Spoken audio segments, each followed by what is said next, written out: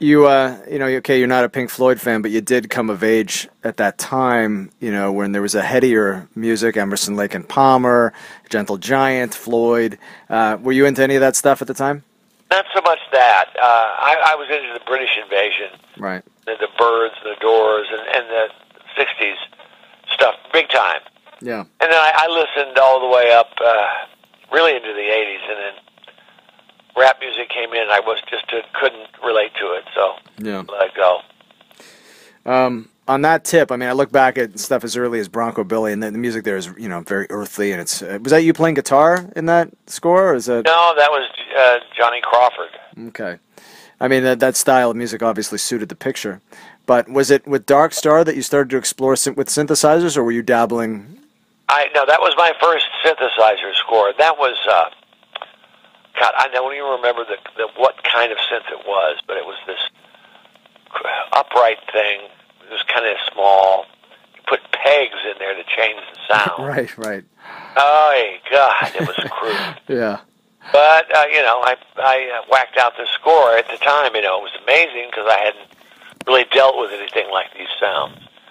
But now I look back and say, well, what was I doing?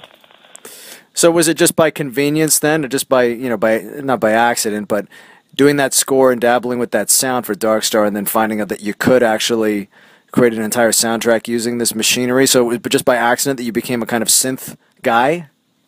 Well, the synth guy, yes. That was where I started hearing synthesizer music back in the 60s. Right. Started hearing it in various ways. And I realized that you could sound big with certain sounds when all you had is really a piano keyboard. Right. You could actually build it up and sound big, so you could sound more expensive than you really were. So I had dabbled in doing student film scores. Sure. Because nobody had any money for music. Yeah.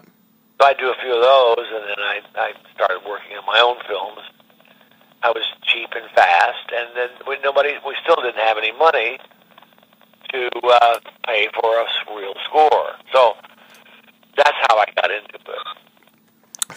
Now, I was in Rome a few weeks ago, and I was having there was a little round table of all the Italian filmmakers there, and Claudio Simonetti was there.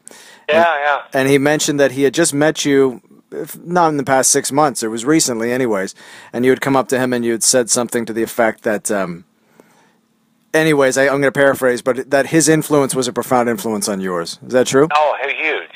Well, the movie Suspiria was unbelievable, and the soundtrack to it was unbelievable. Right. And it was incredible to hear his work. I love his work. So that was, Suspiria was the first time you actually kind of experienced the Italian horror sound? Well, no, I mean, it was dripping deep red. Yeah, of course, yeah.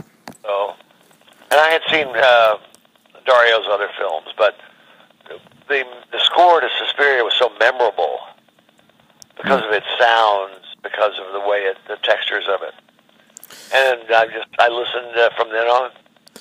And it was, you know, with the Italians too, part of the secret of that was that, you know, in Suspiria especially, sometimes the music drowns out any dialogue, or it's you know, it becomes a major. It's more of a character in the movie than any of the characters. Was that a philosophy that sometimes you applied to your films, making the music first and foremost a character? I don't know that I would do it like they did. No, it was always to serve the image. Right. It was always to support the image because the image came first. Again, you're starting to do music for your movies again because it's cheap. You can do it. You're coming up with a sound. Were you conscious of developing a sound, or is it just when did you first start to realize that there was a preconceptions for a John Carpenter-esque sound in your music? Oh, I never thought about that. I just did what I could do. Right. And I never thought about it. You know, a lot of it was just functional. Right. And the eras of my movie composing were the early years with Dark Star and Assault on Precinct 13 and Halloween and The Fog were all done without image. Right. Those are all done simply recorded and then put in the movie at various places. Right. They weren't scored to film. scoring to film, to image, really began in the Alan Howarth years. Sure. That was Escape through They Live. Mm-hmm. And then after that, it was always to image, and I worked with various people after that in the later years, and branched off into, I don't know, blues and rock and roll and guitars. And when were the Coupe De Villes born? Coupe De Villes were born really in film school. Okay. In the late 60s. All right. And all they were was three people who were all became film directors. Yeah. With acoustic guitars, harmonizing and singing songs we'd write. Right. That was all they were. And I put them in Halloween. We did a little rock and roll thing, and I stuck it in there. Right. They're more hype than they are real. Oh, okay. So, but you did play live quite a bit. Oh yeah. We played at rap parties. Yeah. Yeah. So are they dead now, or are they just resting? No. The Coupe de Villes still live.